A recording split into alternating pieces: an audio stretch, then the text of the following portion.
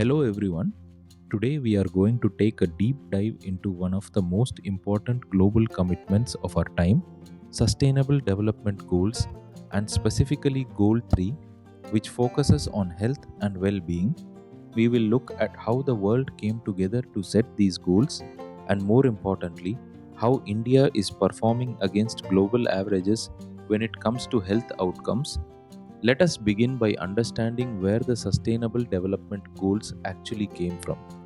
The journey did not start in 2015, it goes back to 1992 with the Earth Summit held in Rio de Janeiro, where the world adopted Agenda 21, a comprehensive foundation for building a global partnership to protect the environment and improve human lives.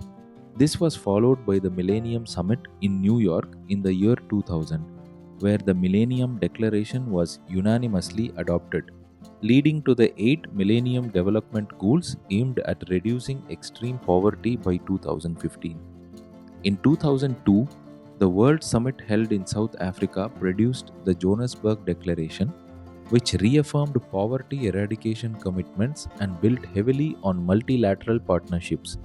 Then, in 2012, the Rio Plus 20 conference produced the outcome document titled The Future We Want, which acted as the critical catalyst that officially launched the process to develop a new set of sustainable development goals to replace the expiring Millennium Development Goals. The year 2015 turned out to be a landmark year for multilateralism.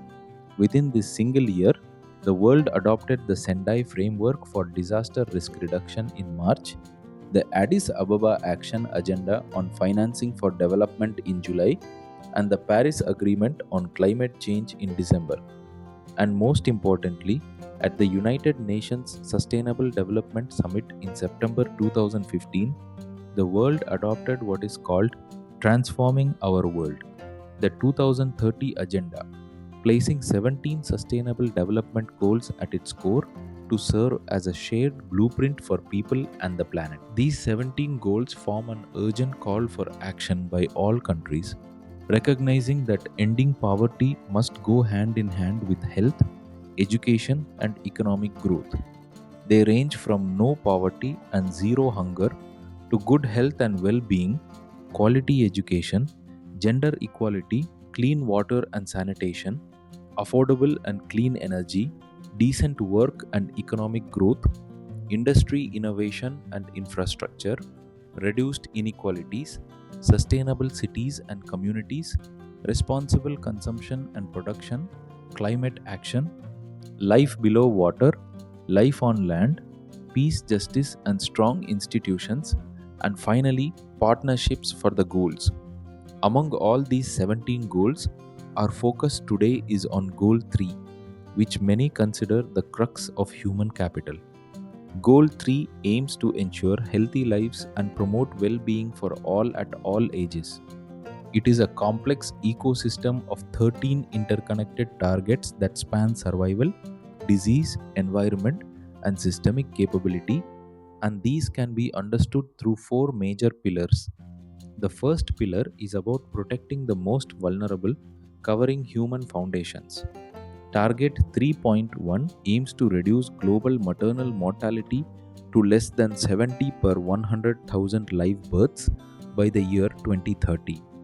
Target 3.2 aims to end preventable deaths of newborns and children under 5 with the goal of reducing neonatal mortality to at least 12 per 1000 live births and under 5 mortality to 25 per 1000. Target 3.7 ensures universal access to sexual and reproductive healthcare services, integrating family planning into national strategies. The second pillar deals with eradicating and managing disease.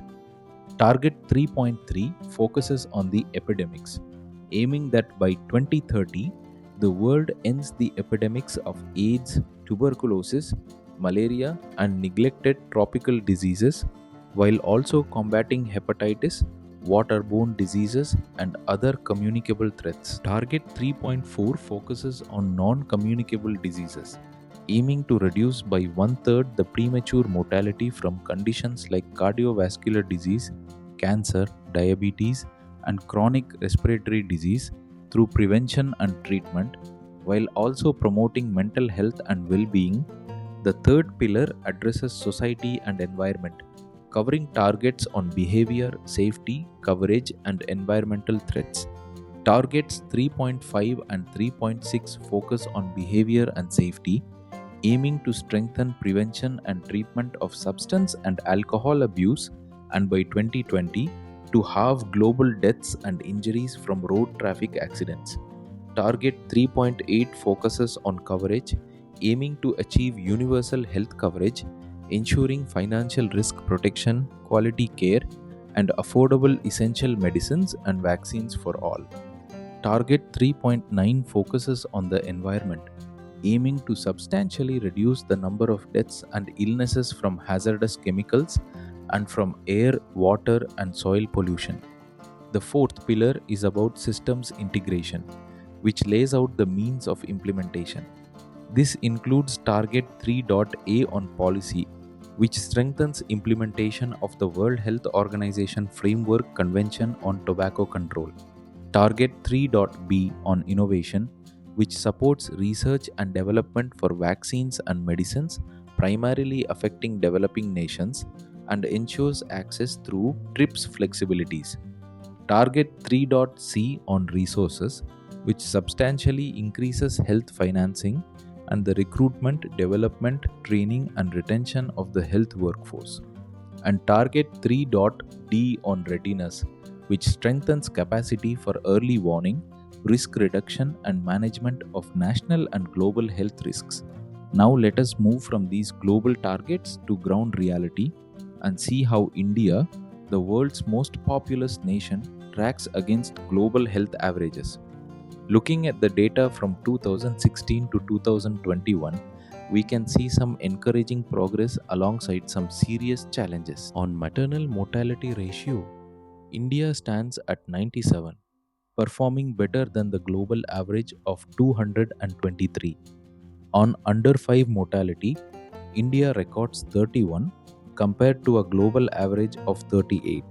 However, on neonatal mortality, India is at 19, slightly higher than the global average of 18, indicating a warning area. When it comes to epidemics, India performs well on HIV incidence at 0.05% compared to a global average of 0.19%, and also on malaria incidence, where India records 3.2 compared to a global average of 59.2. Hepatitis B vaccine coverage in India stands at 85%, ahead of the global average of 80%. But tuberculosis incidence remains a major concern, with India recording 210 cases compared to a global average of 124, making this a critical red flag area. On non-communicable diseases, India's mortality percentage stands at 21.9, higher than the global average of 17.8, and the suicide rate in India is 12.7, higher than the global average of 9.2, both marking areas needing urgent attention. On road traffic deaths, India performs better, recording 15.6 compared to a global average of 16.7. On adolescent birth rate, India performs significantly better at 10.6 compared to a global average of 41.9. One of the most concerning indicators is air pollution mortality, where India records 184.3, far higher than the global average of 114.1, highlighting a serious public health challenge that needs immediate policy attention. On the positive side, India's core health capacities stand at 95%, ahead of the global average of 71%. Showing strong systemic preparedness. To summarize, Sustainable Development Goal 3 is built around 13 interconnected targets spanning mothers, children, epidemics, non-communicable diseases, addiction, road safety, reproduction, health coverage, pollution, tobacco control, innovation, workforce, and preparedness. When we compare India against global averages, We see India leading in several areas such as maternal and child health, epidemic control, adolescent birth rate, and health system preparedness. But India also faces serious challenges in tuberculosis incidence, non communicable disease mortality, suicide rates, and air pollution related deaths, areas that require focused policy action as the country works toward the 2030 deadline. Hope you have understood about the topic Sustainable Development Goals. If you found this video useful, please like and share with your friends and colleagues. Thank you.